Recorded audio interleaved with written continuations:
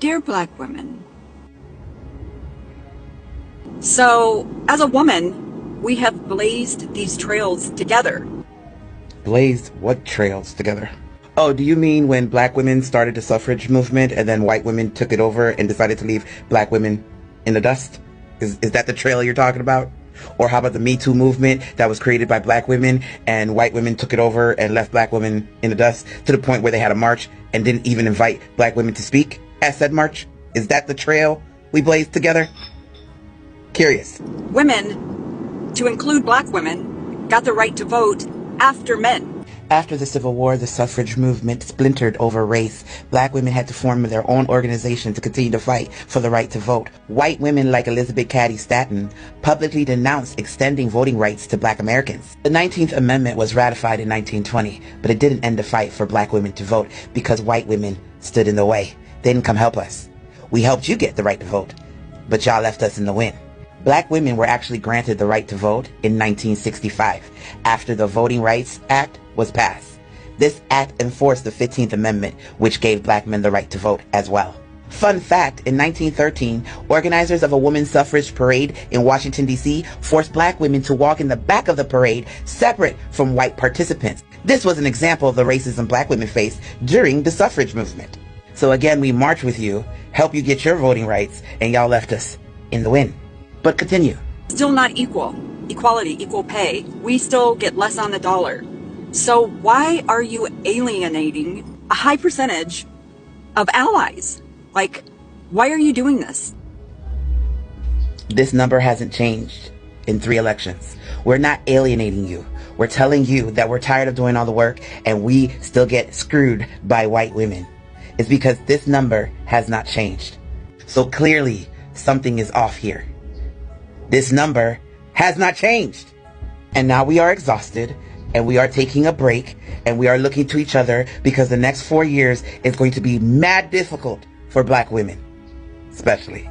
What constitutes white? This is 2024. While skin color is a factor, white is more about the social position and power dynamics associated with being perceived as white, not just a description of someone's complexion. The concept of whiteness developed through European colonialism and slavery, where light skin were used to establish a hierarchy of power. This is what whiteness is. Here's a more in-depth definition of what white is according to the social construct of race. You can go ahead and pause and read. If it's just a black pack, like what? Where do you draw the line? Only certain black people? Because I have 2% Nigerian. Am I allowed in? No. I don't know if you noticed, but the world is still being run by men. White men. The men that you guys raise. The world is being run by white men. Gotta have your adjectives. And yeah, we've noticed. Women had nothing to do with slavery. Literally.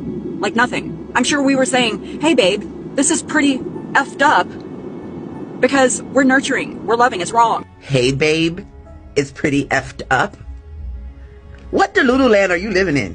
White women owned slaves. In fact, research shows that white women were active participants in the slave economy and they were as brutal as men in their management techniques. White women bought, sold, managed, and sought the return of enslaved people. The ones that ran away from the plantation, they were the main ones trying to get them back. They were often listed as owners in nearly 40% of the transactions involving enslaved women. They also fought in courts to preserve their legal ownership over enslaved people, because owning a large number of enslaved people made a woman a better marriage prospect. The Mississippi Married Women's Property Law of 1839 was the first law in the United States to give married women ownership rights over enslaved people. It wasn't like they were like, no, we don't want that law. We don't want to be able to own people.